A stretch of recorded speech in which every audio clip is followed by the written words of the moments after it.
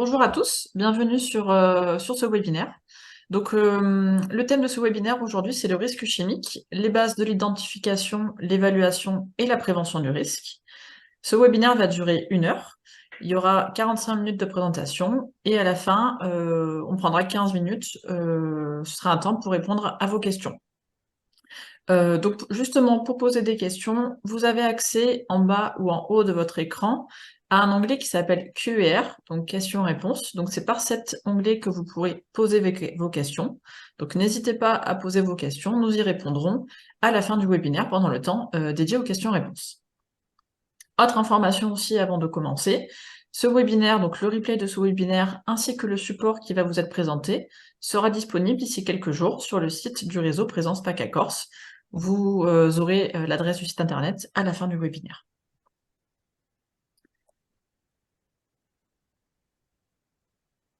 Alors, ce webinaire, comme je vous disais, vous est présenté par le réseau Présence PACA Corse. Donc, le réseau Présence PACA Corse, c'est un réseau qui regroupe 17 services de prévention et de santé au travail de PACA et de Corse. Et du coup, le contenu de ce webinaire aujourd'hui vous est proposé par les services de la METRA 06, la ISMT 04, la IST 83, Expertise, GIMS 13 et SPSTI 2A. Au niveau des intervenants pendant ce webinaire, donc je vais les laisser se présenter. Je vais commencer par moi. Donc moi, je suis Agnès Donat, je suis technicienne en prévention des risques chez Expertise. Chicha, médecin du travail à la METRA 06. Ludwig Manser, ingénieur en prévention des risques professionnels au GIMS 13 à Marseille. Cosmin Patrașcu, ingénieur chimiste au SPSTI 2A. Très bien, merci à tous pour cette présentation. Alors, au niveau du programme de ce webinaire, donc on va commencer par une partie sur le risque chimique, de quoi parle-t-on? On va voir comment ensuite décrypter une fiche de données de sécurité, une partie sur l'évaluation du risque chimique, la réglementation, la prévention du risque chimique, la surveillance de l'exposition aux agents chimiques dangereux, et enfin, un petit point sur les missions des services de prévention et de santé au travail sur le risque chimique, comment est-ce qu'on peut accompagner les entreprises sur ce thème. Allez, on va commencer. Donc, on commence par le risque chimique. De quoi parle-t-on? Donc, la chimie, c'est la science qui va étudier la matière et ses transformations. On va retrouver le risque chimique vraiment dans tous les secteurs d'activité, aussi bien dans l'industrie que, ça peut être par exemple dans tout ce qui va être cosmétique, la coiffure, les choses comme ça, mais aussi tout simplement dans tous les produits d'entretien qu'on peut retrouver au travail ou à la maison. Savoir qu'il y a une étude qui a été menée, environ 10% des salariés sont exposés au moins à un produit cancérigène. On va retrouver aussi ces produits chimiques sous différents états, naturels ou anthropiques. Il va y avoir par exemple des produits sous forme solide, des produits sous forme liquide et des produits sous forme de gaz. Ces éléments-là vont ensuite être utiles pour la partie, notamment, évaluation de l'exposition au risque chimique. Alors, quand on parle de produits chimiques, de quoi est-ce qu'on parle? Donc, un produit chimique, il peut être composé d'une ou plusieurs substances. Du coup, on parlera de mélange. Donc ici, dans l'exemple, vous avez un produit qui va être composé d'une seule substance. On va parler du coup d'une substance pure. Et du coup, là, le nom du produit va être le nom de la substance. Par exemple, de l'acétone est un produit chimique qui est composé d'une seule et même substance, qui est du coup l'acétone. Autre cas de figure, on va avoir des produits qui sont donc des mélanges de plusieurs substances. Et du coup, là, le nom du produit va être en général un nom commercial. Ça peut être une peinture, un solvant, un produit d'entretien, il peut y avoir plein de choses différentes. Chacune des substances qui va composer un produit va être identifiée par un numéro CAS, du coup, qui est un petit peu la carte d'identité du produit, qui va permettre de retrouver les informations sur la substance. Et du coup, en fonction de la dangerosité et de la concentration des différentes substances dans un produit, c'est elles qui vont déterminer la dangerosité globale du produit chimique. Alors, quels vont être les différents types de dommages lorsqu'on va être exposé à un risque chimique? Donc, il va y avoir dans un premier temps ce qu'on appelle le mécanisme accidentel, où là, donc, ça va être une personne qui va être exposée à un agent chimique, donc qui va être du coup en situation dangereuse. Il va y avoir un événement dangereux qui va provoquer une lésion directement. C'est ce qu'on va appeler du coup l'intoxication aiguë, où en une seule exposition, il va y avoir directement un dommage. Autre type d'exposition, donc là on va parler du mécanisme chronique, où là on a toujours une personne qui va être exposée à un agent chimique dangereux, mais là il va y avoir du coup une répétition de l'exposition dans le temps, et c'est au bout d'un certain temps où il va y avoir le dommage qui va se déclencher, qui peut être plutôt là de l'ordre de la maladie, et du coup dans ce cas-là on va parler d'intoxication chronique. Alors, du coup, le risque chimique, il y a quand même un élément important. Donc, on va parler de risque chimique vraiment lorsqu'on va utiliser certains produits de manière délibérée. On a des produits chimiques dans des bidons, etc. On choisit de les utiliser parce qu'on a besoin pour notre procédé de travail, par exemple. Mais il y a aussi des procédés qui vont donner lieu à des émissions d'agents chimiques dangereux et qu'il va falloir aussi prendre en compte dans l'évaluation et la prévention du risque. Alors, on vous a mis quelques exemples ici en photo, notamment ce qu'on va appeler du coup les gaz d'échappement, les fumées de soudage ou les poussières de bois, par exemple. Il y en a aussi plein d'autres qui existent. Au niveau des effets sur la santé des produits chimiques, donc il y a deux types d'effets différents. Ce qu'on va appeler du coup les effets locaux, donc là c'est les produits chimiques qui vont avoir une action directe au niveau du point de contact entre le corps de la personne et le produit, au niveau de la peau, des yeux ou des voies respiratoires par exemple, et ça va pouvoir provoquer par exemple des irritations ou des brûlures. Donc là c'est vraiment le produit qui agit directement au niveau de la zone de contact sur le corps. Autre type d'effet, c'est ce qu'on va appeler du coup les effets systémiques. Donc là, c'est des effets qui vont survenir à un endroit éloigné du point de contact initial avec le produit. Donc là, c'est dans le cas où le produit va pénétrer dans le corps par la peau, par les voies respiratoires ou autres, par exemple. Il va être diffusé dans tout l'organisme et il va aller se mettre sur des organes, donc éloignés du point d'entrée, et va avoir une action sur cet organe cible. Donc là, ça va être une toxicité pour certains organes, par exemple. Du coup, il y a différents dangers chimiques auxquels on va pouvoir être exposé. Le premier type de danger chimique auquel on va pouvoir être exposé, ça va être tout ce qui est danger pour la santé.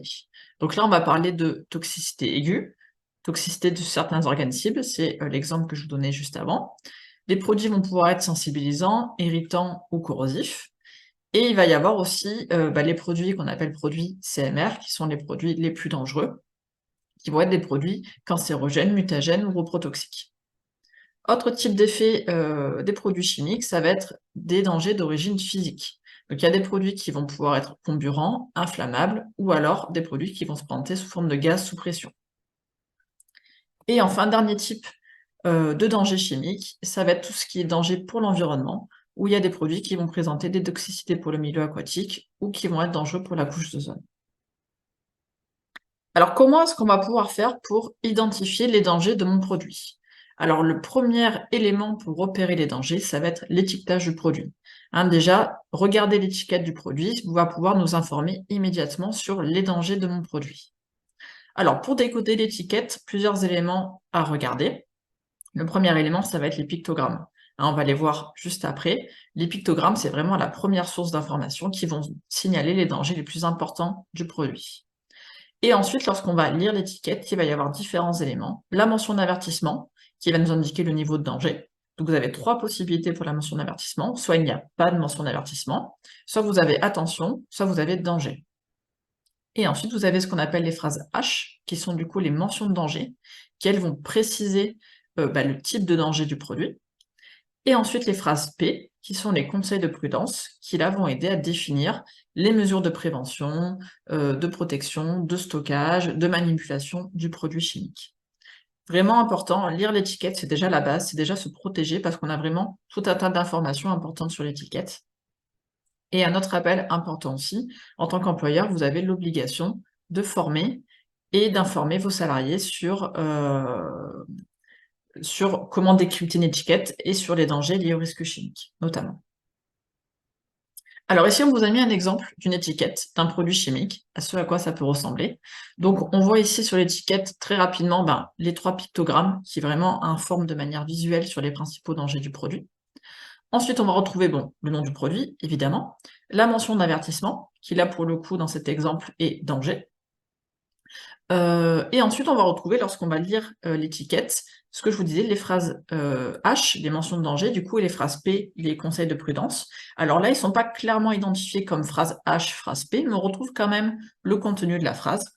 Donc dans l'exemple, peut provoquer le cancer, provoque des brûlures de la peau, etc., etc. De même pour les phrases P, on n'a pas clairement identifié la phrase P, mais on retrouve les éléments de contenu sur comment réagir, comment se protéger, comment réagir en cas d'ingestion, de contact avec la peau, etc., etc. Et enfin, on retrouve aussi le nom et l'adresse du fabricant ou du fournisseur du produit. Alors, on en vient justement aux différents pictogrammes. Donc, il y en a 9 en tout qui vont donner les principaux dangers des produits. Donc, il y a d'abord des pictogrammes qui vont représenter les dangers physiques. Alors, ces pictogrammes sont issus du règlement CLP qui concerne tout ce qui est la classification, l'étiquetage et l'emballage des produits. Donc, pour les dangers physiques, vous avez 5 pictogrammes. Bon, le premier est très parlant pour la partie produits qui peuvent exploser. Ensuite, vous avez les produits qui peuvent être comburants, donc qui vont pouvoir provoquer ou aggraver un incendie. Ensuite, tout ce qui est produits qui vont être des gaz sous pression. Donc, vous avez ici la petite bouteille qui vous indique qu'il y a potentiellement du coup un risque d'explosion. Ensuite, le produit qui va être inflammable, avec la flamme, celui-là est très parlant. Et enfin, danger physique, tout ce qui va être produit corrosif.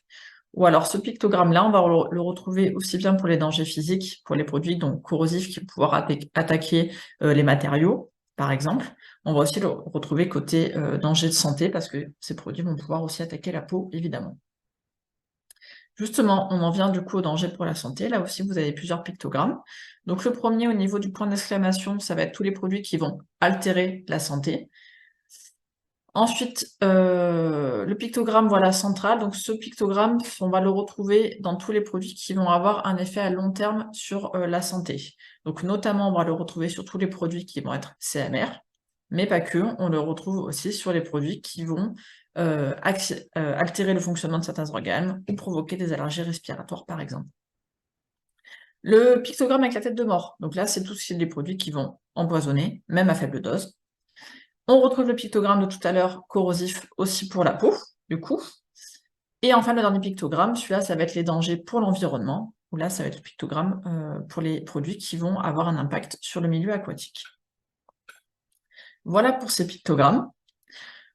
Autre source d'information, une fois qu'on a décrypté l'étiquette du produit, si on veut plus d'informations sur la dangerosité de mon produit, il va falloir que je récupère la fiche de données de sécurité. Donc chaque produit a une fiche de données de sécurité. Elle apporte des informations supplémentaires, donc en plus de celles qui sont sur l'étiquette, tout ce qui va être mesures de premier secours, mesures de lutte contre l'incendie, mesures à prendre en cas de rejet accidentel, les précautions pour le stockage et la manipulation, tout ce qui est propriétés physico-chimiques, et on retrouve ce que je vous disais, les informations sur l'étiquetage, les mentions de danger et les conseils de prudence, etc., les pictogrammes, etc. Alors, des informations importantes sur la FDS, il faut savoir du coup qu'elle doit être fournie gratuitement et en français par votre fournisseur.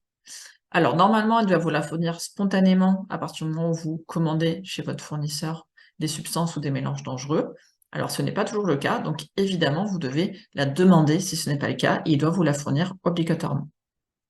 Au niveau du format de la FDS, toutes les FDS sont normalisées par le règlement REACH, du coup, qui est un règlement européen qui sécurise la fabrication et l'utilisation des substances chimiques.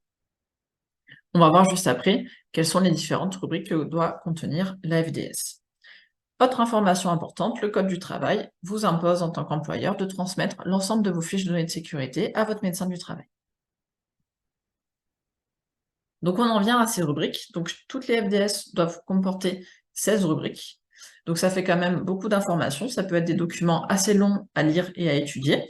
Donc on vous a fait ressortir ici en rouge les rubriques qui vont être primordiales et indispensables pour réaliser votre évaluation et la prévention du risque chimique. Donc on va retrouver la rubrique 1 sur l'identification du produit, les rubriques 2 et 3 sur la partie danger et composition de votre produit chimique. Ensuite, il va y avoir la rubrique 8, où là, ça va concerner tout ce qui est contrôle de l'exposition, mais surtout la partie protection individuelle. La rubrique 9 sur les propriétés physico-chimiques de votre produit, et la rubrique 15 sur la partie réglementation. Alors, pour étudier un peu plus en détail ces rubriques, donc dans la partie 2 et 3, on va retrouver en fait globalement ce qu'il y avait sur l'étiquette, donc les pictogrammes et les mentions de danger, et dans la rubrique 3, la composition du produit. La section 8, ça va concerner tout ce qui est la protection individuelle. Alors, attention quand même, parce que la protection individuelle qui est présente dans la FDS ne prend pas en compte le travail réel. Pour vous donner un exemple, il peut y avoir pour un produit chimique, par exemple, on va vous préconiser dans la rubrique 8 de porter un masque à cartouche avec un filtre A pour vous protéger de ce produit chimique. Mais si jamais vous, dans votre procédé de travail, vous êtes amené à pulvériser le produit, il faudra modifier cette cartouche pour prendre une cartouche avec un filtre A, mais aussi un filtre à particules.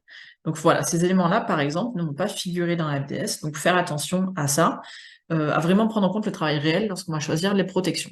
Donc ça va être une aide pour vous, mais ça ne va pas forcément être la solution, il faut savoir l'analyser correctement.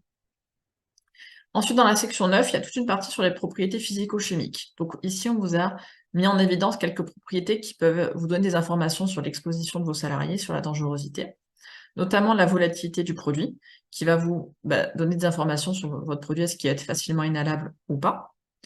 Des informations sur l'inflammabilité, avec par exemple un point éclair qui va être bas sur un produit, ça veut dire que votre produit va être facilement inflammable. L'état de la matière aussi, est-ce que c'est un solide, est-ce que c'est un liquide, est-ce que c'est un gaz? Ça aussi, c'est très important, notamment pour évaluer l'exposition de votre salarié à un produit chimique. Autre information, tout ce qui va être pH et acidité. Donc ça, c'est une information importante pour savoir si votre produit va être corrosif ou pas, par exemple. Mais ça va être aussi une information qui va vous aider pour le stockage, parce qu'il va y avoir des règles pour stocker les produits chimiques, et notamment un produit acide et un produit basique, on ne va pas les stocker ensemble. Et enfin, autre élément aussi sur la viscosité du produit, là pour savoir s'il va être facilement avec des projections, etc. par exemple. Toujours pour finir sur les FDS, la partie gestion des FDS, on a souvent des questions sur la durée de validité d'une FDS. Donc là, il faut savoir qu'il n'y a pas de référence réglementaire sur la durée de validité. Après, ce qui va être important surtout pour vous, c'est de vérifier auprès de votre fournisseur que la version de la FDS que vous avez est bien la dernière version disponible de la FDS du produit. Au niveau de l'archivage, là, il y a une information dans le règlement REACH qu'on a vu tout à l'heure qui vous précise que toutes les informations doivent rester disponibles pendant au moins 10 ans. Donc, sur cette partie fiche de données de sécurité, c'est vrai qu'il y a beaucoup d'informations. Ça peut être compliqué à décrypter pour quelqu'un qui n'est pas habitué. Donc, n'hésitez pas à faire appel à votre service de prévention et de santé au travail. On est là pour vous aider à comprendre et analyser vos fiches de données de sécurité. Allez, pour la suite, je laisse la parole du coup à Cosmine sur la partie évaluation du risque chimique. Merci Agnès pour cette présentation. Donc, vous connaissez maintenant les produits chimiques, leurs dangers et surtout où chercher l'information. Passons maintenant à l'étape supérieure, l'évaluation des risques chimiques. Voyons voir qu'est-ce qui se cache derrière ces termes conceptuels. On va les prendre un par un. Qu'est-ce que c'est le risque? Le risque peut être vu comme un produit entre le danger et l'exposition. Le danger, vous venez de voir, le danger, c'est intrinsèque au produit ou à l'objet, c'est ce qui fait mal. Un couteau, il coupe, un acide va être corrosif, le butane, il brûle. Pour certaines applications, on cherche justement cette propriété, ce danger ou ce qui fait mal du produit. Mais avoir un danger ne suffit pas pour avoir un risque. Comme vous pouvez le voir dans la définition, il faut aussi rentrer en contact avec ce qui fait mal. Et là, on passe à l'exposition.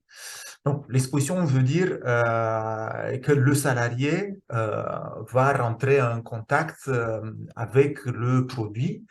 Et j'ai pris ici deux exemples.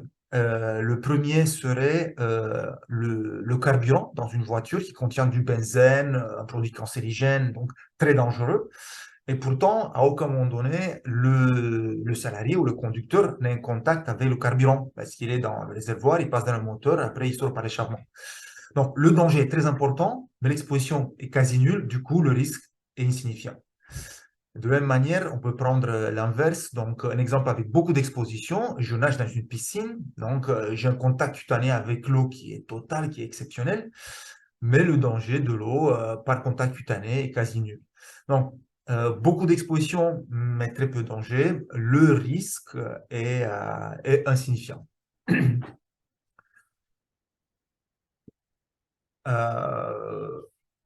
Donc maintenant, vous savez ce que c'est le risque. La question se pose, qu'est-ce qui se cache derrière l'évaluation? Qu'est-ce que veut dire l'évaluation? L'évaluation, c'est un regard, c'est l'inventaire ou c'est un état des lieux de votre activité de manière globale. Et comment on peut faire l'évaluation du risque chimique? C'est quelque chose qui est à la portée de tous. Vous regardez un produit chimique tout le long de son chemin dans votre entreprise. Vous avez ici l'exemple d'une peinture. Vous regardez le risque et l'exposition lors de la réception. Donc, quelle quantité je reçois la peinture? Est-ce que les emballages sont abîmés ou pas? Après, lors du stockage, je regarde quelle est la quantité que je stocke, parce que plus je stocke, plus lors d'un accident, le risque peut être important. Quels sont les autres produits avec lesquels ma peinture est stockée? Est-ce qu'il y a des réactions dangereuses entre ma peinture et les autres produits? Vous regardez aussi lors du transfert, à quelle fréquence vous transférez la peinture d'un endroit à un autre, quelle quantité vous transférez, quels sont les moyens utilisés, est-ce que vous avez un chariot, est-ce qu'il est transporté par la main, lors de ce transfert, est-ce qu'il y a un risque de contact avec d'autres produits ou d'autres machines et je peux avoir une exposition. Ce qui est connu par tous, lors de l'utilisation, je regarde comment ma peinture, je vais l'utiliser, est-ce qu'elle va être projetée, est-ce qu'il y a un contact avec l'opérateur, est-ce qu'il y a un environnement autour de cette peinture lors de son utilisation qui peut interagir avec, des sources de flammes, qui peut amener un incendie, ainsi de suite. Et une dernière étape qui est souvent oubliée, c'est la mise en déchet. Comment je récupère les peintures utilisées, les déchets de peinture, comment je récupère les chiffons souillés, comment je les stocke, quel est l'environnement de ce stockage. Et ainsi, j'ai effectué l'évaluation du risque chimique de ma peinture.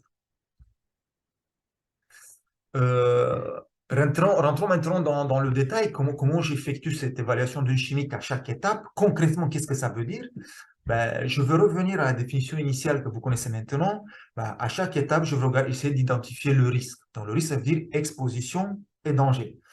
Et pour chaque étape, vous devez regarder un certain nombre de paramètres qui sont détaillés ici. Par exemple, vous devez regarder quelles sont les tâches que j'utilise ou quels sont les modes opératoires que j'utilise, qui en plus d'amener des risques de chute ou de coupure, vont vous donner des informations sur l'exposition.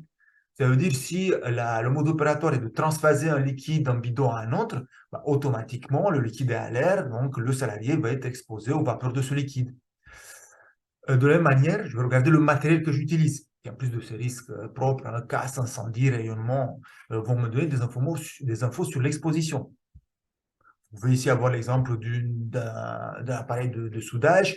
Donc, ma flamme ou mon arc électrique vont augmenter la température et vont produire des émissions. Donc, j'ai des infos sur l'exposition dans mon évaluation du risque. Je passe bien sûr au cœur du sujet, qui sont les produits chimiques que vous connaissez maintenant, avec la mention qu'il ne faut pas seulement regarder les produits qui rentrent dans votre entreprise, comme ma collègue Agnès l'a dit aussi, mais aussi les sous-produits, ou c'est ce qui est dégagé, comme on a vu les fumées d'échappement, les poussières. Et donc là, je vais avoir deux informations. Pour la première fois, je vais des informations sur le danger, donc je fais mes évaluations de risque, mais aussi des informations sur l'exposition, comme ma collègue vous a dit, si c'est un produit qui est volatile, donc ça veut dire que je vais être exposé aussi à ces vapeurs.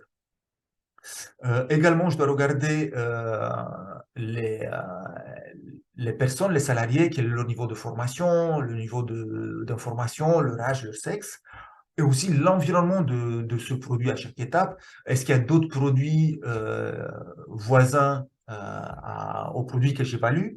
Est-ce qu'il y a d'autres activités où là, je vais avoir des informations sur l'exposition, mais aussi sur le danger dû aux interactions que je peux avoir avec d'autres produits.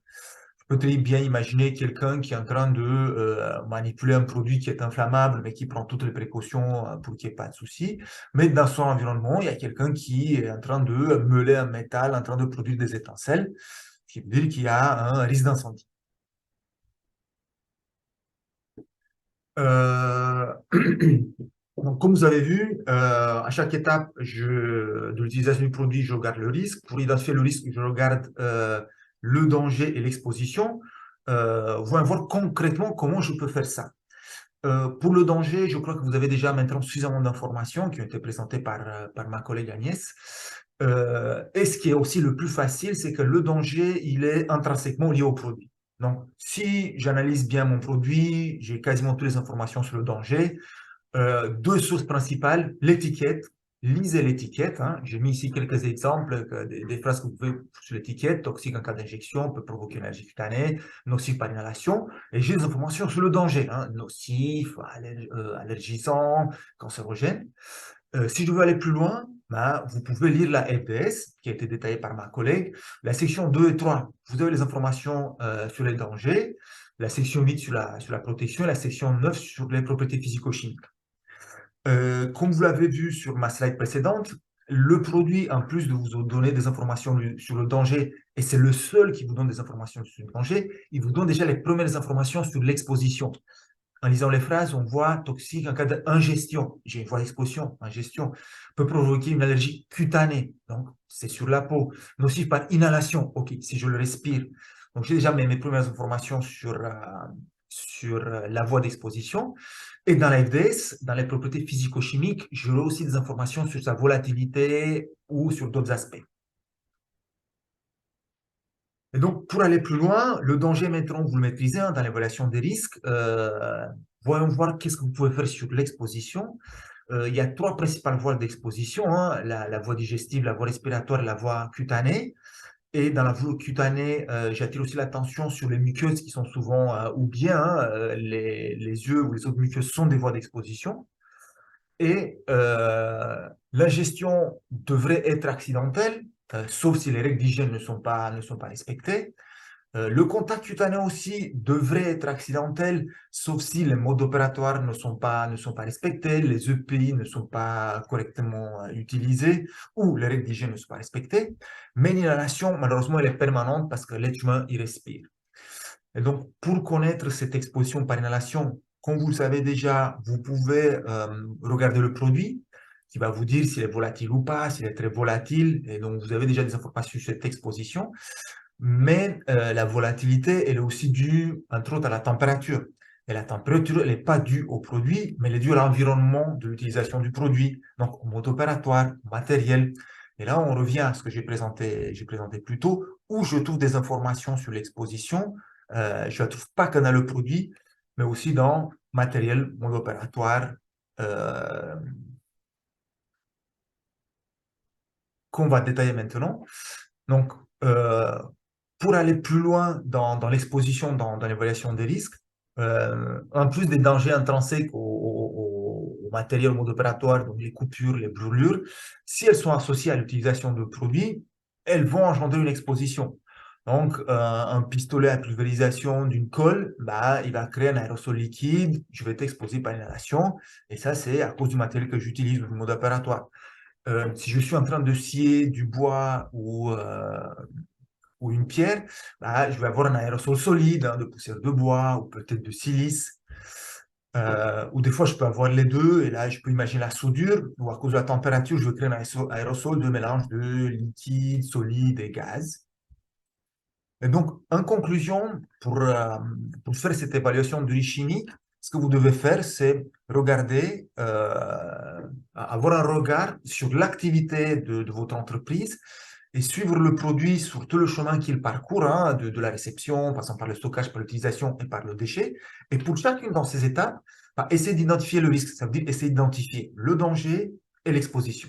Et ainsi, vous avez une évaluation du risque chimique dans votre entreprise pour chaque produit que vous utilisez. Voyons voir maintenant ce que dit la réglementation. En résumé, elle dit que l'employeur a l'obligation de mettre en place toutes les mesures nécessaires pour protéger le salarié. Elle n'est pas prescriptive, elle ne dit pas qu'est-ce qui doit être mis en place, donc c'est à l'employeur de trouver la meilleure solution. Et le travailleur aussi, le salarié a des obligations, mais ces obligations sont liées à ce que l'employeur a mis en place. Il doit respecter les consignes ou il doit utiliser ce qui a été mis en place. Donc, un premier loge du point de vue de la réglementation, on trouve l'employeur. C'est à lui de trouver les solutions et de les mettre en place. Et la prévention du risque chimique est tellement intéressante pour le Code du travail qu'il a sa propre collection de textes réglementaires. Donc, pour ceux qui veulent les connaître, je vous encourage à aller sur Légifrance et vous pouvez les lire. C'est les textes R4412-1 jusqu'à R4412-98. Maintenant, en bref, ce que vous devrez retenir, c'est que la réglementation sur la prévention du risque chimique, elle est à 2 étages. Donc, un premier sur la prévention des risques liés aux agents chimiques dangereux, c'est comme ça qu'ils sont nommés, qui concerne tous les produits chimiques.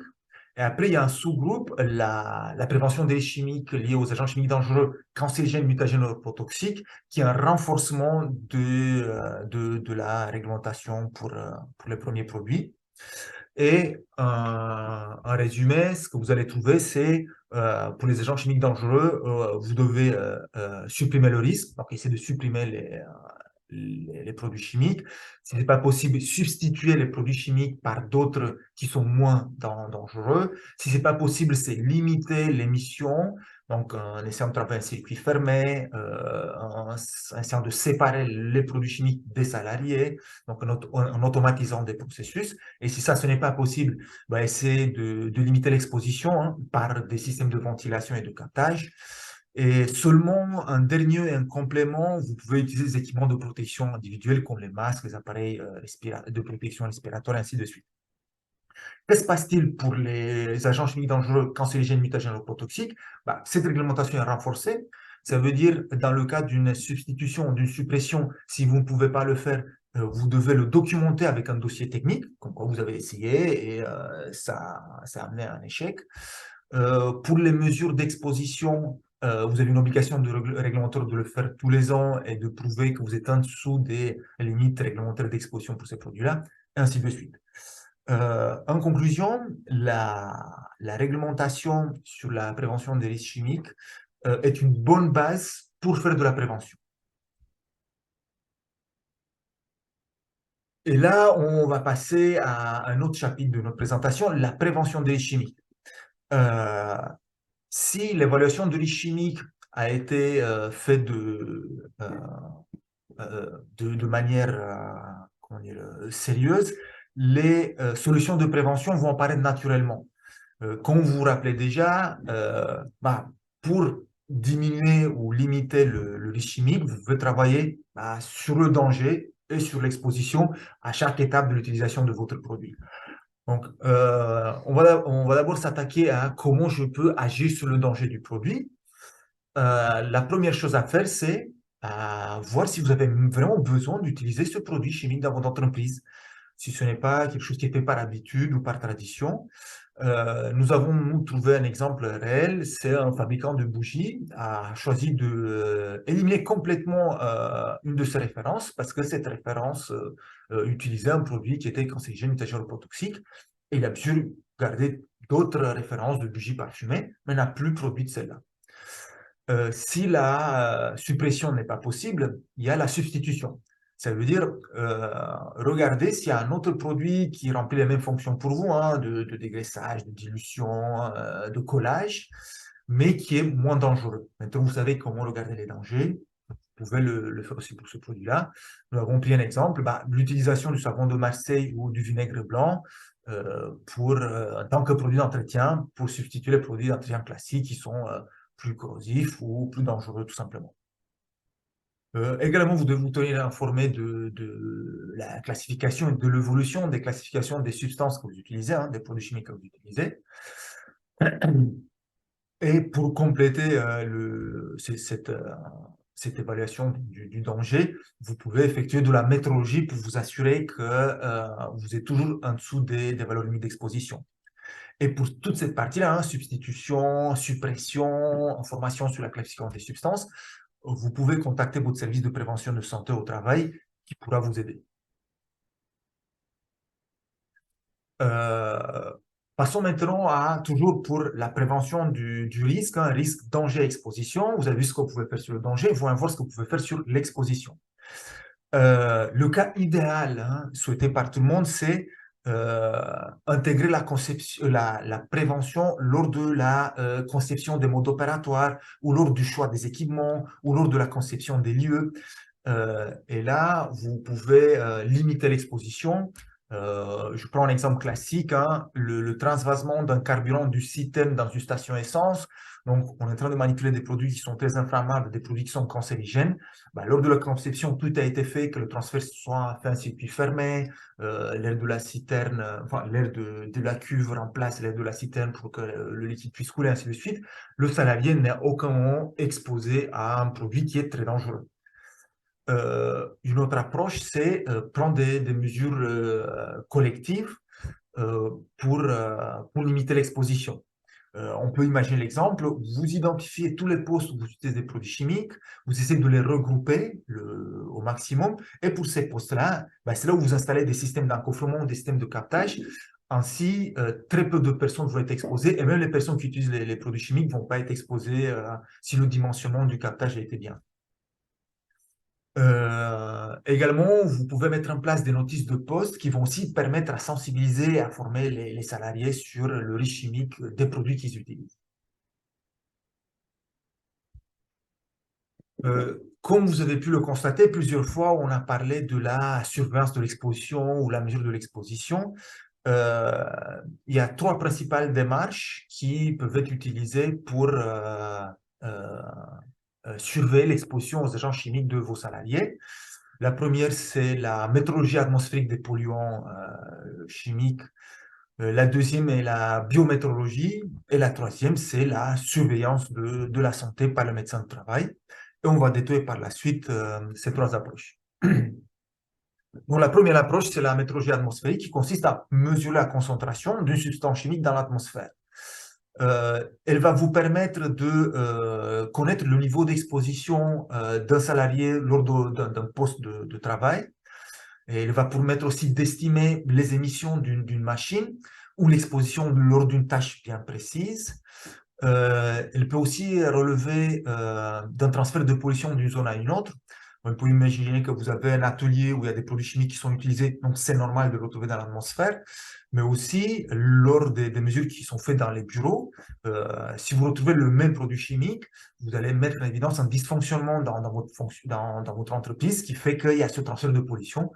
Et du coup, ça veut dire qu'il y a besoin d'un changement, d'une intervention pour limiter cette exposition des salariés dans les bureaux qui ne devraient pas l'être. Et aussi, elle permet d'identifier les produits chimiques dans le cas d'exposition à un mélange complexe. On peut imaginer une activité où plusieurs produits chimiques sont utilisés ou des produits de dégradation sont émis, hein, comme des fumées de soudage, des fumées d'échappement, des fumées de dégradation des produits plastiques. Et là, c'est difficile de mesurer un polluant. On va plutôt faire du screening et on va identifier tous les polluants auxquels les salariés sont exposés. Il y a quelques limites à cette métrologie atmosphérique. Comme son nom l'indique, vous n'allez mesurer que les produits dans l'atmosphère, donc vous allez avoir des informations que sur l'exposition par inhalation, vous n'allez pas avoir d'informations sur les autres voies d'exposition. Nos difficultés est trouver la substance à mesurer qui est tributaire de l'évaluation des risques. Hein. Si elle était bien faite, vous allez identifier qu'est-ce qu'il faut mesurer, sinon ça va être difficile. Aussi, choisir le jour de la mesure et identifier est-ce que le jour de la mesure est représentant de l'activité. Est-ce que je ne suis pas en sous-production ou en surproduction, auquel cas la mesure atmosphérique ne va pas être représentative de l'exposition tout le long de l'année. Et aussi la présence d'une valeur limite d'exposition qui va me permettre de m'évaluer est-ce que je respecte ces valeurs ou pas. Une deuxième approche, c'est la biométrologie. Elle consiste à mesurer une substance chimique ou ses dérivés dans divers milieux biologiques. Ce qui veut dire milieu biologique, c'est le sang, les urines, les respirés, les cheveux du salarié. Et une fois qu'elle est mesurée, je peux la comparer à une valeur biologique d'interprétation ou une valeur de référence qui va me dire si l'exposition elle est normale, elle est haute, je dois faire quelque chose. Elle a l'avantage, cette approche, de prendre en compte toutes les voies d'exposition, pas que l'inhalation, mais aussi le cutané et l'ingestion, et prendre en compte aussi les différences entre individus, leur âge, leur poids, leur aptitude physique, ainsi de suite. En plus d'évaluer l'exposition d'un salarié, elle permet de tester l'efficacité de différentes mesures mises en place, quelle est l'efficacité d'un appareil de protection respiratoire, quelle est l'efficacité d'un gant. Maintenant, elle aussi, elle a des limites, hein. Donc, les méthodes disponibles pour mesurer des substances ou leurs dérivés sont limitées. Et surtout, les valeurs de référence sont encore plus limitées. Et la biométrologie, elle peut être polluée par des activités extra-professionnelles. On peut imaginer le tabagisme qui va me donner qui va être pris en compte, hein, par la biométrologie, mais n'est pas lié à l'exposition au travail. Ou on peut imaginer quelqu'un qui fait un barbecue le week-end, lors de la semaine du travail, les hydrocarbures aromatiques polycycliques vont être très hautes, alors que c'est plutôt dû à l'activité du week-end et pas dû à l'activité professionnelle. Donc la biométrologie ne va pas faire la différence sur la source de l'exposition. Et un dernier, c'est la surveillance de la santé. La surveillance de la santé a comme but d'identifier des signaux d'intoxication qui sont responsables d'une probable, une possible maladie, mais à un stade précoce, un stade où la maladie est encore irréversible. Cette surveillance, elle est faite par le médecin du travail, hein, lors de l'examen clinique des salariés. Et lui, il a à sa portée plusieurs outils, hein, comme la radiographie, comme les tests allergologiques, comme les épreuves respiratoires, qui vont lui permettre d'identifier des répercussions que des expositions aux produits chimiques vont avoir sur l'état de la santé du salarié, et aussi vont lui permettre de dépister le plus tôt possible l'apparition d'une maladie professionnelle. Ces trois approches ne s'excluent pas, mais elles peuvent être complémentaires.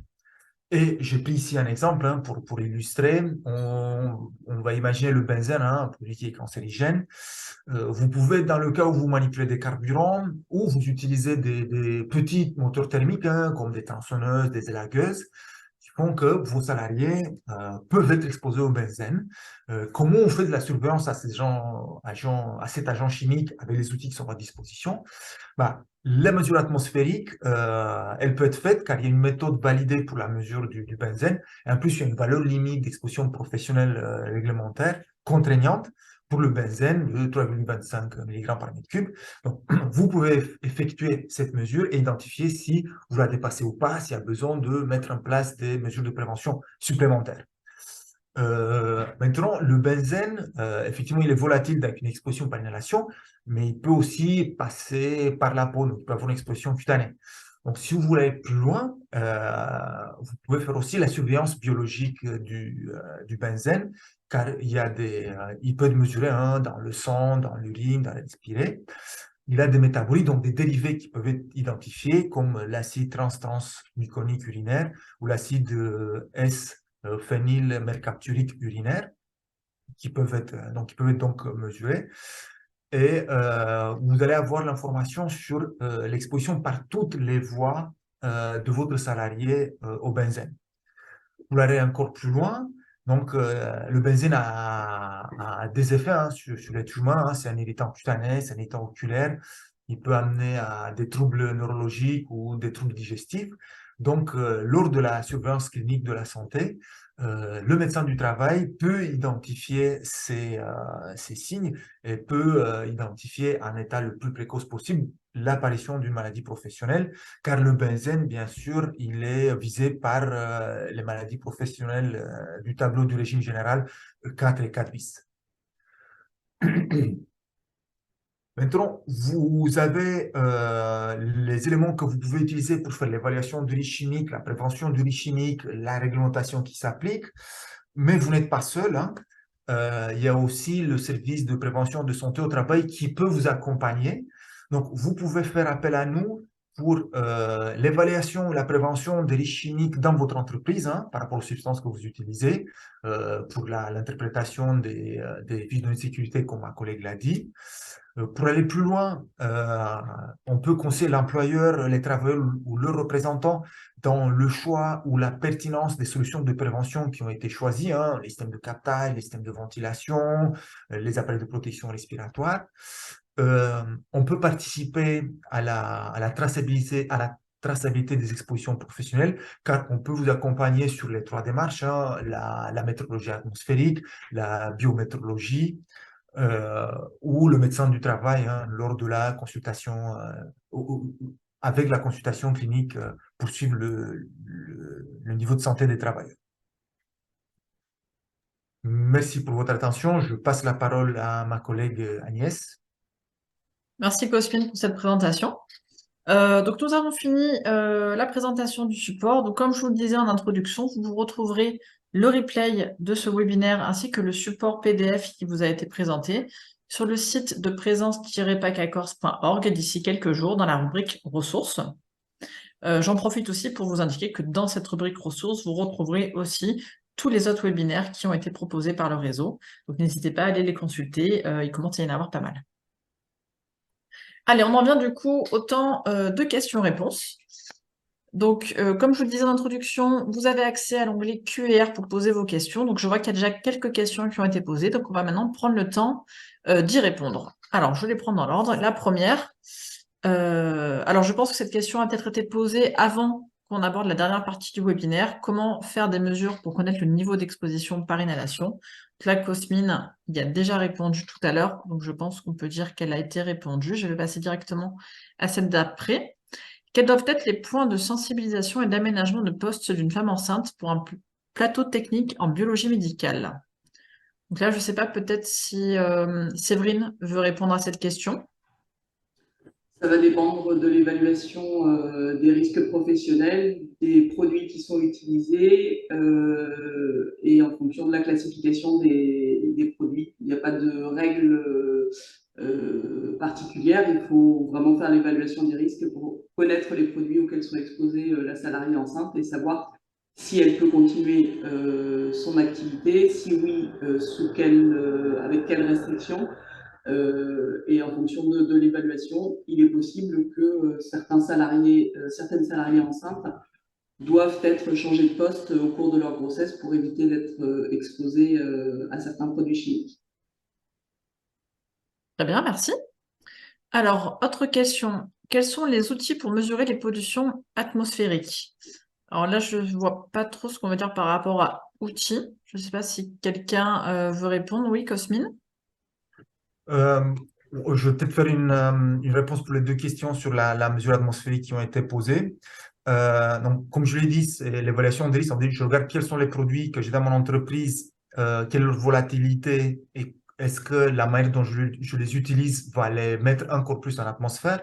Donc, je vais les chauffer, je vais créer des aérosols. Comme ça, je vais choisir quels sont les produits qui ont un intérêt pour la mesure. Parce que si le produit n'est pas volatile ou je ne le mets pas en atmosphère, je ne vais pas le mesurer. Une fois que j'ai identifié ça, je regarde, donc j'ai mon produit, j'ai vendu du produit, acétone, éthanol, toluène, xylène, ainsi de suite. Je regarde, est-ce qu'il y a une méthode validée dans la base INRS Métropole. Une fois que j'ai identifié s'il y a une méthode validée, bah, la méthode décrit comment je fais la mesure et je déploie la méthode. Hein. Il y a un filtre, il y a une pompe, il y a aussi des techniques passives. Et après, j'analyse, il y a les laboratoires qui peuvent analyser la mesure. Et avec mon chiffre, j'essaie d'interpréter par rapport aux valeurs limites d'exposition, par rapport à la moyenne de ma profession, où je me trouve, je suis plus ou moins. Si je suis plus, ben, je regarde qu'est-ce que fait ma profession pour être moins, ainsi de suite. Et aussi, en complément pour la mesure atmosphérique, des mesures en temps réel, qui ne vont pas être sélectives. Donc, je ne saurai pas exactement ce que je vais mesurer, mais au moins, j'ai une information, j'ai des polluants organiques dans l'atmosphère. Et donc, si je suis dans des bureaux ou un endroit où je devrais en avoir et je fais mesure en temps réel et je vois, ben, ça m'indique que j'ai une source et je dois identifier cette source. Voilà. J'espère avoir répondu à la question. Très bien, merci Cosmine. Alors, autre question, quels conseils pourriez-vous nous donner concernant la veille réglementaire, concernant le danger pour les ACD et les CMR? Là, je ne sais pas qui souhaite répondre à cette question.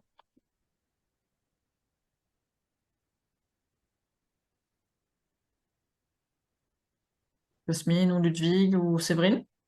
Moi, je le fais pas, donc j'ai pas d'idée. Je peux amener quelques éléments. Comme ma collègue Agnès l'a dit, il y a un classement officiel européen qui est fait par le règlement REACH. C'est le seul pour toute l'Europe. Le plus simple, c'est aller sur le site de l'ECHA ou de l'ECA et avec le numéro CAS, donc il vous faut quand même identifier le produit, avec le numéro CAS du produit sur le site de l'ECHA. On va peut-être, je crois il est noté dans le PowerPoint, ou sinon on va vous le partager. Juste en mettant le numéro CAS sur le site de l'ECA, vous avez la classification européenne à jour. Et donc, en allant consultant régulièrement ce site-là, vous pouvez voir s'il y a une évolution ou pas. C'est le plus simple. Il y a d'autres sources, mais celle-là, c'est le plus simple et c'est officiel. Très bien, merci. Autre question, auriez-vous une référence Internet pour trouver les FDS, notamment pour les produits achetés hors fournisseur professionnel dans des magasins classiques? Est-ce que quelqu'un veut répondre à cette question? Il y a plusieurs sites qui peuvent référencer les FDS. Maintenant, on les trouve assez facilement sur Internet en mettant simplement le nom du produit et le distributeur. Sinon, il y a des sites comme Quick FDS qui permettent d'avoir accès aux fiches de données de sécurité. Et après, les services de santé au travail peuvent aussi vous aider dans ce travail-là pour aller rechercher les fiches de données de sécurité. Et vous avez toujours la possibilité d'aller les demander à votre fournisseur, parce que normalement, il doit vous les donner. Ouais, du coup, merci Séverine, en complément, même si vous les achetez dans un magasin classique, sur le bidon, sur l'étiquette, il doit y avoir le nom du fournisseur. Donc, vous pouvez toujours contacter ce fournisseur qui doit vous fournir la FDS. Alors, une question. Qu'en est-il de l'identification des nanos? La réglementation de leur identification a-t-elle changé? Voilà, peut-être que Cosmine serait plus à même de répondre à cette question. Euh, ok, on va dire que donc, les nanos sont des produits chimiques. En fait, c'est plutôt un état de la matière. C'est le même produit chimique qui ne change pas, sauf que la particule, la granulométrie, elle est inférieure à 100 nanomètres. Ce qui est vrai, c'est que l'effet sur la santé peut changer entre l'état nano et l'état non nano d'une même substance. Au niveau du classement officiel, là je parle que de classement officiel, au niveau de l'ECHA, vous avez la classification du produit chimique, donc de sa nature. Son état, il n'est pas pris en compte pour cette classification-là. Et malheureusement aussi, le niveau des connaissances sur les effets sur la santé des nanos est en cours d'évolution. Comme il y a tous les produits chimiques à l'état solide peuvent être aussi à l'état nano, bah, ça veut dire qu'il y a besoin de autant d'études que de produits chimiques solides existants. Il y a déjà quelques informations sur l'oxyde de titane, ses effets sur la santé. Ce qu'il faut retenir, c'est qu'ils pénètrent dans le corps humain, ils peuvent pénétrer à travers la peau, ils peuvent se déposer dans les poumons et aussi pénétrer à travers les poumons et peuvent se déposer au niveau de différents organes. Une partie peut être éliminée et ils ont des effets sur la santé, mais pour l'instant, ils sont encore à l'étude. Donc là, si vous vous rappelez ce que j'avais dit, l'évaluation des risques, le risque, je travaille sur le danger et sur l'exposition. Le danger, il est peu connu sur les nanos, donc vous allez peu trouver d'informations. Il faut surtout travailler sur l'exposition. Donc limiter l'exposition, ne pas être exposé aux nanos, et vous pouvez les considérer comme toute autre vapeur. Hein. S'il y a du captage du circuit fermé, bah, les nanos vont être pris dans le flux d'air ou vont pas sortir du circuit fermé. Très bien, merci beaucoup, Cosmine. Autre question, alors c'est très spécifique. Pour les extincteurs, la personne demande s'il doit obligatoirement y avoir un extincteur à poudre ABC à proximité de produits chimiques ou un extincteur AB peut être utilisé. Alors là, moi, je dois avouer que sur cette question-là de l'extincteur, je ne suis pas très calée. Je peux peut-être amener quelques éléments. En fait, c'est toujours cette fameuse évaluation du risque chimique. C'est pour ça que nous avons insisté. Si vous la faites bien, elle va vous donner quasiment toutes les réponses, aussi la réponse sur l'extincteur. Bah, l'extincteur dépend du type de produit que vous allez manipuler. Est-ce que c'est des solides? Est-ce que c'est des liquides? Est-ce que c'est... et comme ça, vous allez choisir le type d'extincteur. Et là, vraiment, ça va être au cas par cas. Vous pouvez interroger votre service de prévention ou de santé au travail ou le service de pompiers qui vous suit et vous lui dites, voilà les produits que j'utilise, que j'identifie comme inflammables, quel est le meilleur extincteur que je peux choisir. Voilà. Il n'y a pas une obligation réglementaire entre tel produit à tel extincteur. Comme je vous ai dit pour la réglementation sur la prévention des risques chimiques, on vous dit, vous devez trouver les meilleures solutions à mettre en place et c'est à vous de les chercher. Et pour l'extincteur, la meilleure manière, c'est ça. Identifier quel est le produit inflammable, automatiquement, je vais connaître l'extincteur et si je ne suis pas à l'aise, je contacte le service de prévention de santé ou les pompiers et ils vont vous dire. Ok, très bien, merci. Autre question, en cas de méconnaissance des substances émises, qu'entendez-vous par faire un screening des substances chimiques? Avec quelle technique métrologique notamment? Désolé Cosmine, mais ça va être pour toi là encore, je pense. Il n'y a pas de souci. Non, comme je l'ai dit, vous allez dans des situations où l'évaluation du risque chimique ne va pas vous permettre d'identifier les produits. Parce qu'il y a un mélange, ou j'ai des points de dégradation, ou j'ai plusieurs sources de pollution. Et donc, la technique s'appelle screening, c'est le terme, hein, c'est un terme anglais. C'est une méthodologie qui est validée.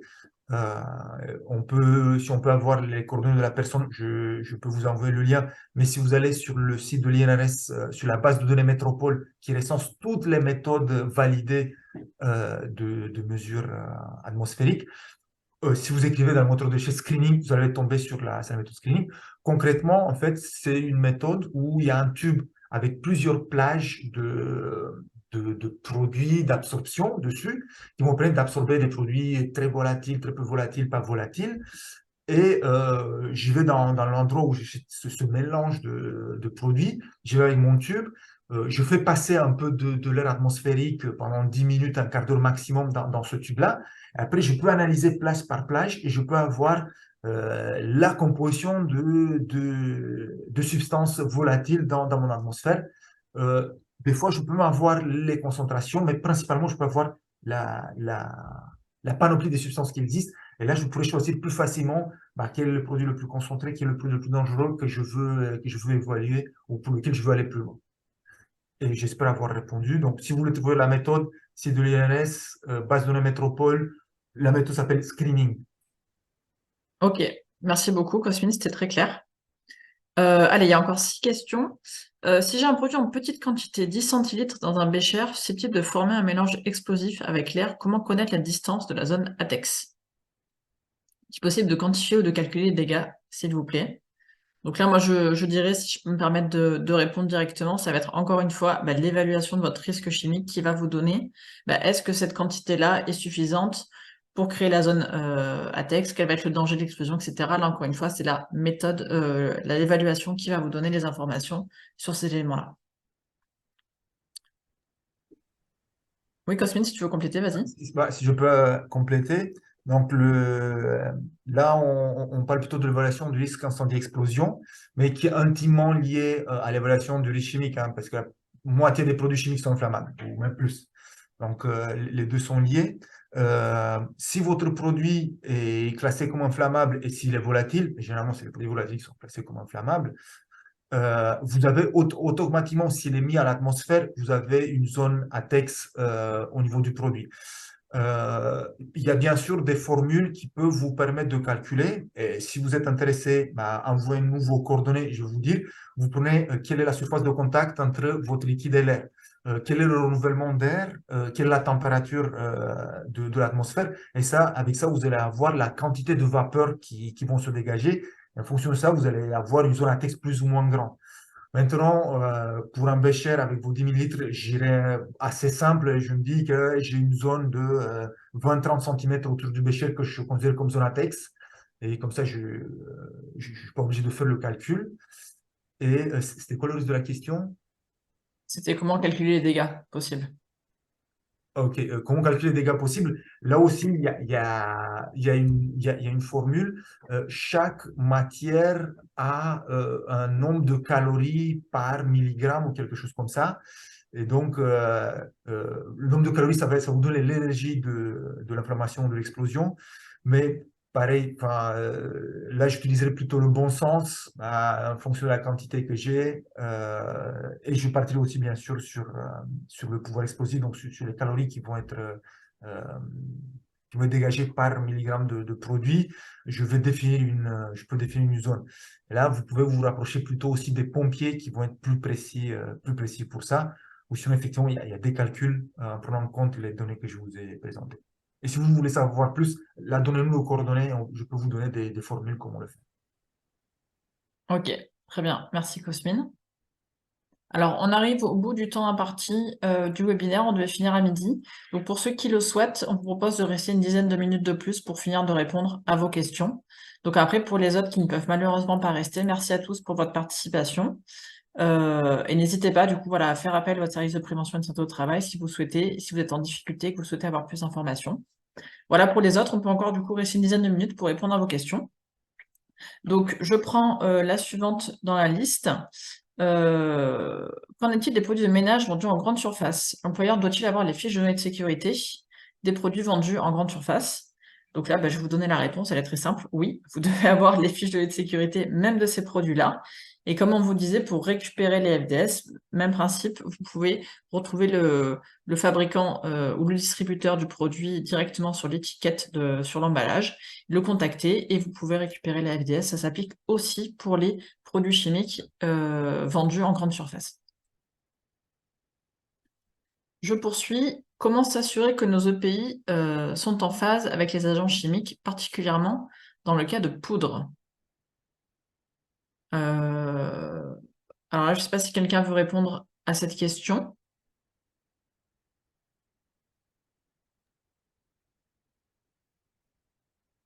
Oui, vas-y, Cosmine, je vois que tu as Je peux activé ta amener caméra. quelques éléments de réponse aussi. Généralement, si vous voulez savoir si les EPI sont en phase avec le produit utilisé, ma collègue Agnès vous l'a dit, dans la FDS, le producteur vous donne quelques éléments. Après, c'est l'évaluation des risques, comment j'utilise le produit. Donc, si je vais créer une poudre, c'est l'exemple que vous donnez, peut-être les EPI présentés ne suffisent pas. Pour la poudre, c'est assez simple, hein. Pour la protection respiratoire, il y a un seul type de filtre, hein, c'est le filtre P. En fonction de la dangerosité de la poudre, je choisir un P1, P2, P3 qui vous donne le niveau de filtration. Après, pour le contact cutané, si c'est une poudre qui peut avoir des effets cutanés, il y a des tenues qui sont imperméables aux poudres, hein. Il y a différents niveaux de tenues. Et pour les gants, là, pareil, je vais choisir un gant qui est imperméable aux poudres.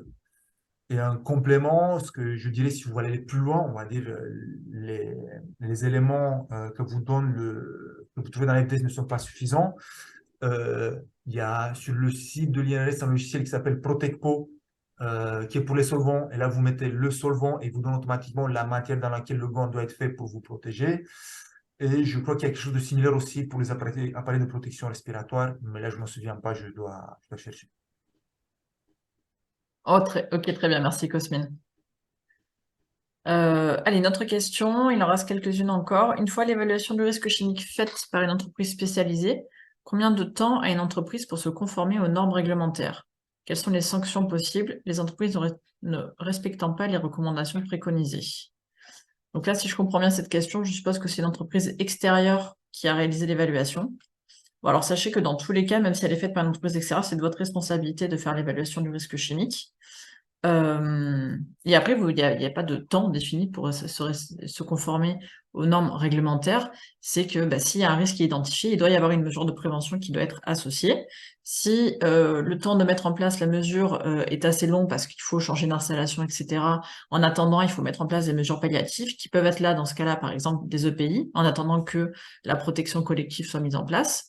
Et les sanctions possibles, ça va être si un jour vous avez un accident, une maladie pro qui va être déclarée, il peut y avoir une responsabilité pénale et civile de l'employeur qui va être engagée.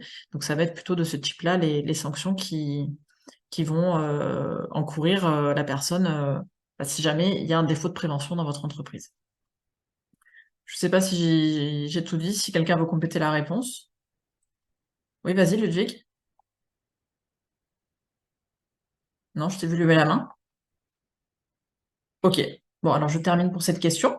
Pardon, j'ai pas mis le micro, je Le suis désolé. micro. Ah, d'accord. Alors, bah, vas-y, du coup, si tu veux compléter. Donc, effectivement, en complément, l'inspection du travail, effectivement, on peut mettre aussi des sanctions, effectivement, en cas de défaut de prévention, et même mettre l'entreprise en demeure, sans qu'il y ait effectivement de maladies professionnelles ou d'accidents, mais en fonction du danger enfin, du risque auquel seront exposés les salariés, ben, il peut y avoir effectivement des sanctions financières et des mises en demeure pour l'entreprise. En effet, merci d'avoir complété. Alors là, il y a une question très précise. Je ne sais pas si on va pouvoir y répondre directement. Pour se protéger de l'inhalation de l'ammoniac liquide concentré à 27%, quel type de filtre dois-je utiliser pour mon masque à cartouche? Alors là, sauf si quelqu'un connaît tout par cœur, mais je suis pas sûre qu'on puisse vous répondre précisément. En tout cas, Euh, comme on vous dit. Oui, bah Je, vas-y, je Cosmine, peux très amener bien. quelques éléments aussi. Donc, bien sûr, l'idéal, c'est de ne pas être exposé aux vapeurs de l'ammoniac, de travailler justement sur le mode opératoire ou sur le matériel utilisé pour qu'il soit en circuit fermé, travailler sur une sorbonne, ainsi de suite. Mais si tout a été fait et il faut arriver aux appareils de protection respiratoire, c'est le filtre K, c'est un filtre vert K. Et en fonction du temps d'utilisation, je choisis un K1, K2, pour des temps courts K1, pour des temps plus longs K2. Ok, très bien, merci Cosmine. J'étais sûre que toi, tu aurais l'information précise.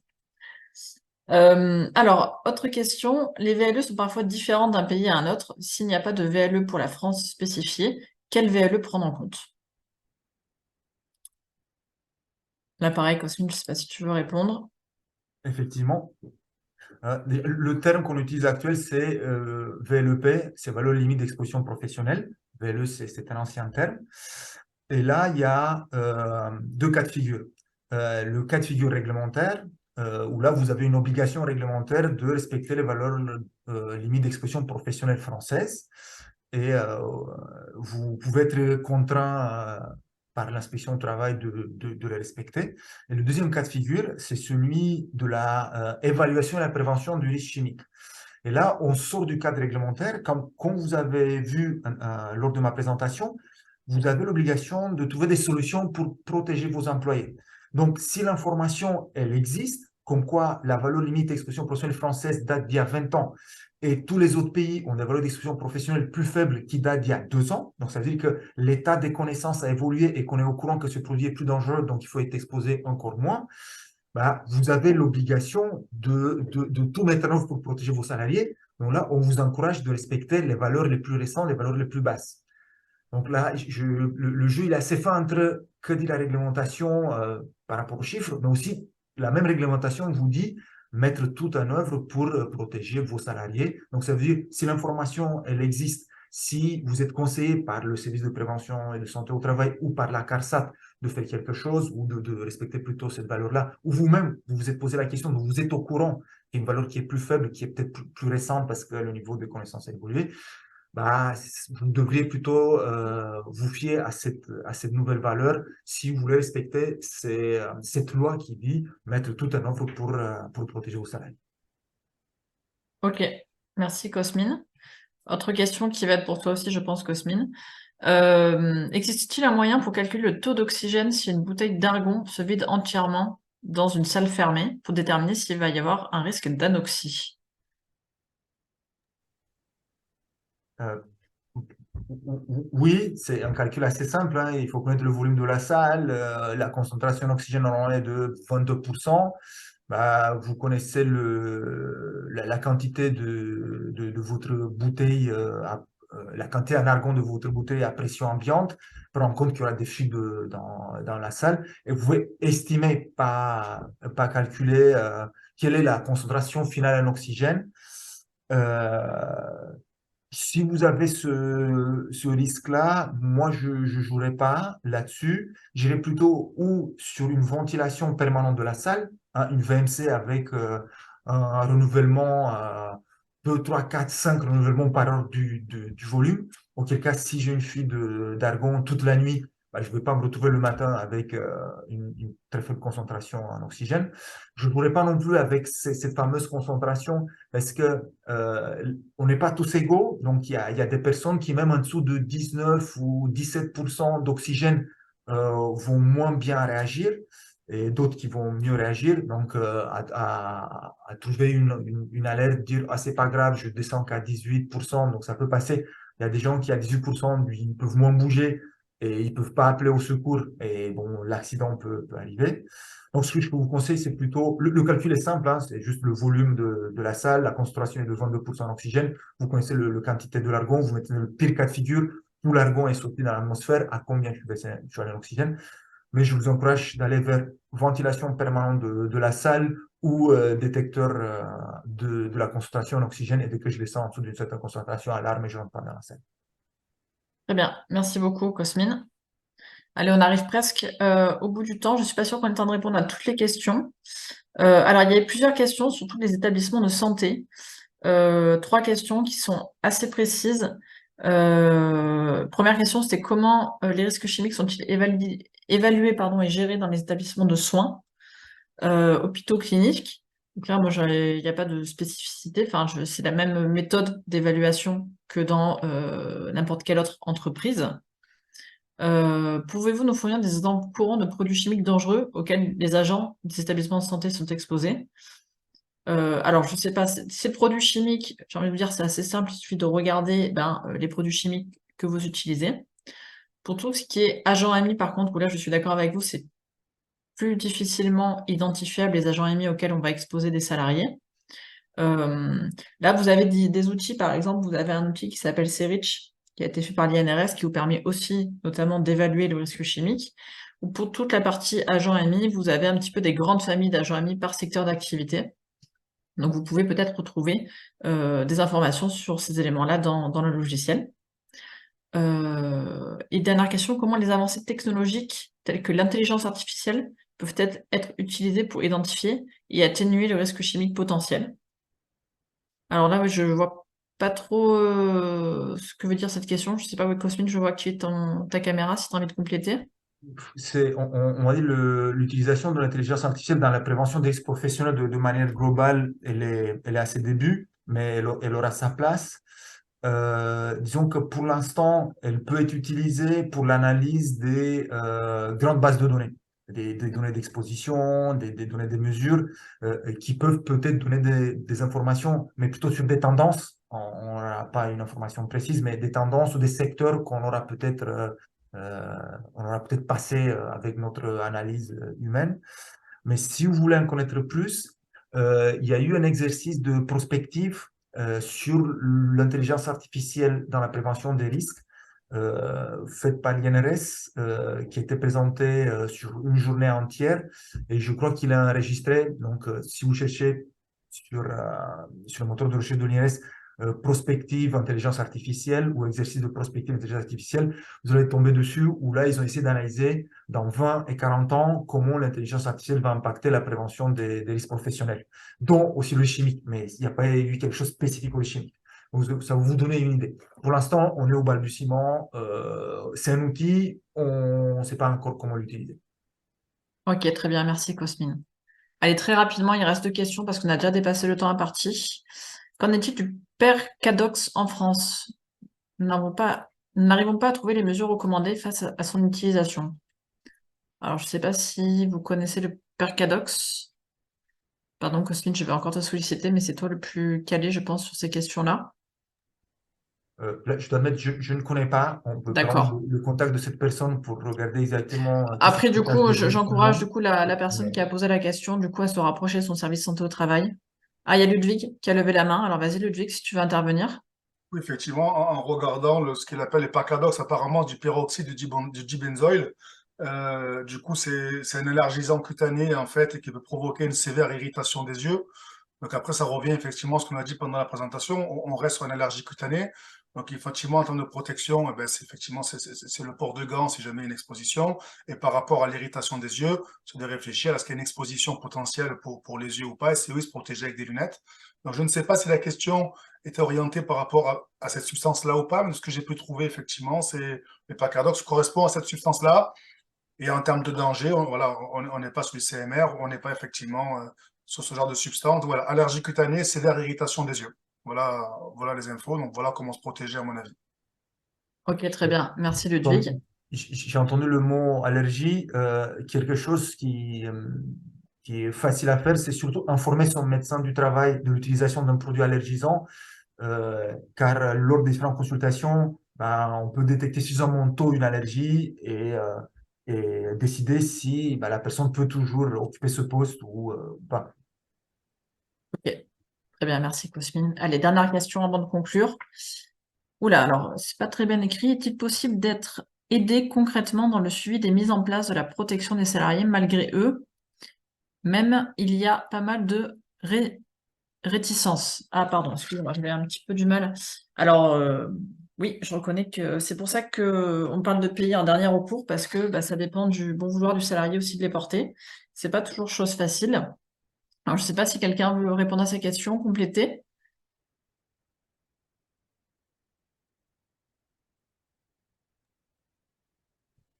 Vas-y, Cosmine. Voilà, je veux juste compléter, comme je l'ai dit dans une des slides, nous avons un rôle de conseil, donc nous on peut vous conseiller, on peut aussi effectuer des sensibilisations auprès de vos salariés qui viennent d'un service extérieur, qui vient avec une connaissance qui est différente de la vôtre, donc avec notre connaissance, qui peuvent aider à l'acceptation des moyens de protection que vous voulez mettre en place. Mais comme Agnès l'a dit, mettez l'accent sur la prévention collective, donc quelque chose qui n'implique pas l'individu, et la protection individuelle, c'est un dernier recours. Et voilà, nous concrètement, ce qu'on peut faire, c'est de la sensibilisation et du conseil qui peuvent aider à l'acceptation. Très bien, merci beaucoup. Ah, je vois que Séverine veut peut-être compléter. Vas-y, Séverine.